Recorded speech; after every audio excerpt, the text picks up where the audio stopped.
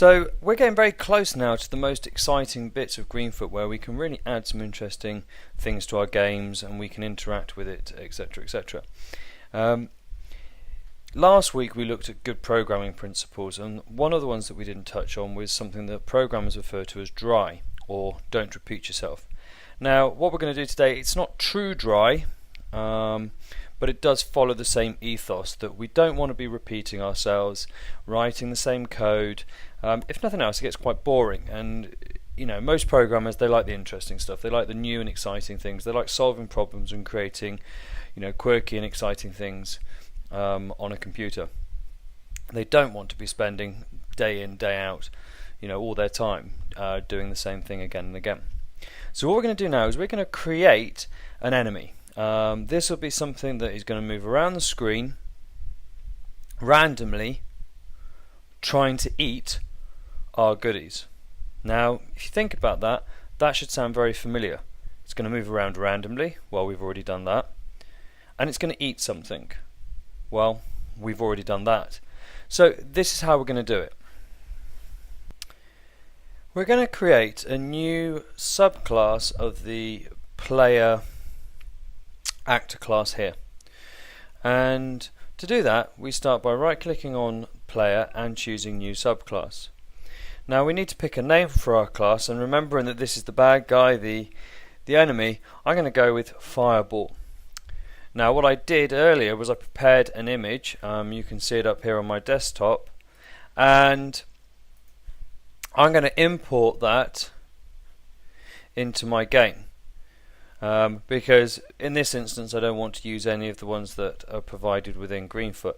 Now something you need to know about this is about 40 pixels square, it's a PNG, which is a particular image type, and it's got a transparent background. You'll also notice that it's pointing towards the right, and hopefully this will mean that as it turns and it moves all in the right directions and looks like it's moving in the right direction at the right time. Just for the record, the butterfly that you're looking at is 60 pixels, and these are also just shy of 40 pixels. I think they're about 38. So click OK. There's my Fireball. Now I don't want to have to write all the code for the Fireball, but we know that it's going to behave the same way as the butterfly. So what I'm going to do here is open the butterfly editor, do a Control A to select everything, and a Control C to copy, or you could use the top here, and then I'm going to close it. And then I'm going to go to the Fireball, open the editor, do Control A, and then a Control V. And what I've done now is I've just copied and pasted all of the code, okay, from my butterfly into my Fireball. Now there are a few things that I need to change, okay. Write a description of the class butterfly here. Well, this is no longer the butterfly, this is the Fireball, so I should maybe write a description. The Fireball class is the enemy in the game. Need to go back and fix that typo. I could put my name and a version number in. I need to change this here to exactly what I called my class down here. So this must be exactly the same. You notice it's Fireball, okay, with a capital F. Now I'm going to have to come back to this in a second because I want to make one other change whilst I'm at it. I'm just going to close that, compile, and maybe we should just check that we can add a new Fireball. Here's a Fireball, and just add a few Fireballs in. Here we go. Save the world. You remember that if we right click and choose save the world, it saves everything. Let's run and see what happens. Fingers crossed. Everything's moving, and you'll notice that actually the Fireballs, I think, are eating the leaves at the same time, and they're not actually eating the butterflies, which is a bad thing. Now the reason I left it was I wanted to use this as an opportunity to show you how quickly we can change the whole style of the game. So I'm going to very quickly change the style of the game from a sort of nature-based one to a space-based one. Now, of course, the problem is these butterflies are no longer really relevant, so we're going to remove the butterflies. In fact, I probably need to do it again because I've just reset my game. I'm going to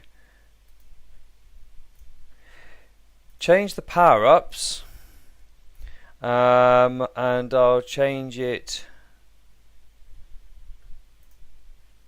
to a very small red draft for now, and it looks like I'm going to have to remove my leaves as well. This is the trouble with improvising your videos as you go, but there we go. And I should now be able to add my power-ups. Here we go. Got some power-ups on the. Okay. Now butterfly is not a great thing, so let's go back to the butterfly. Let's change it now. I know that down here in transport I actually have a space rocket, so I can add a new space rocket. I'm just going to add the one. So save the world. Here we go. Now, and that was very quick. Oh, it still says butterfly. Oh. Well, we can use the same principles that we did before, because when we did the fireball, we actually just created a new one. So new subclass. I can call this spaceship, and I can set my image as a spaceship. And I can open up the editor, select all the code using my Control A, my Control C, go to spaceship, replace the code, and then go and change those keywords again, remembering to put the right things in. Okay, so the spaceship will be controlled by the player, and that's something we need to do. Now I'm just going to right click and remove that, and I need to remove that spaceship, and I need to compile everything. Oh,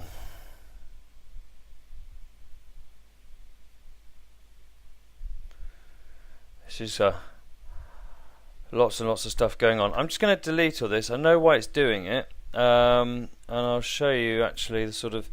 Now, what's happened now is we've got an error, and you will probably be familiar with this. It's something won't compile, and actually it's telling me that it can't find this butterfly thing, and the reason it can't find this butterfly thing is because I just deleted it.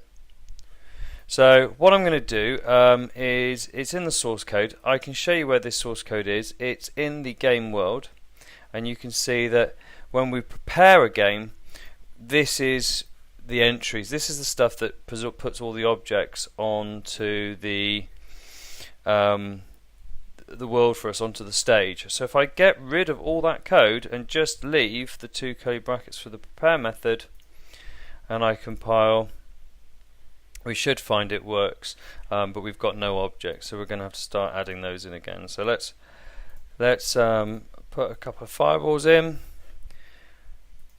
Let's put a new spaceship in, and let's put a few power-ups in.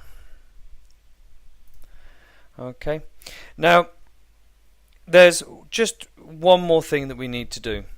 At the moment, our fireballs, which are going to be moving around,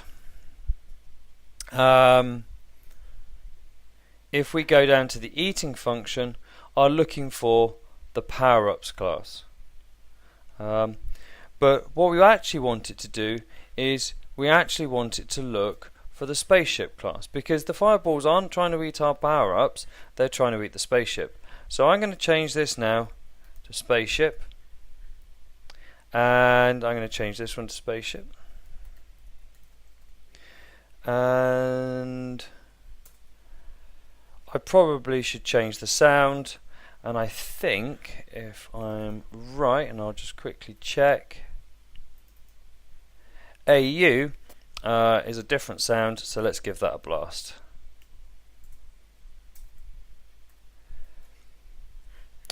So we just changed that, so now we're looking for the different the spaceships rather than the power-ups. And you'll notice I've got butterfly all over the place in here, so I probably should go through and update my comments. But it's certainly a lot quicker than writing it all again. Now what's gone on here? There's, I forgot to do save, didn't I? So let's add my fireballs in. Let's add my spaceship in. Let's add my fireballs in. Let's remember this time to right click and save the world. And let's run, and fingers crossed, let's see what happens. Well, there you go. Straight away my spaceship got eaten before any of the power-ups got done. Let's just add a couple more power-ups in. Put one right here just to give the spaceship a chance. Run again. There we go. So we know that that's been done, and the moment I collide with a fireball, as you would expect, I get destroyed. My sounds aren't particularly appropriate, but in coming weeks we'll look at actually how we can change those sounds as well. So there you go. We've created an enemy. We've got 3 characters in our game. We've got lots of stuff moving randomly.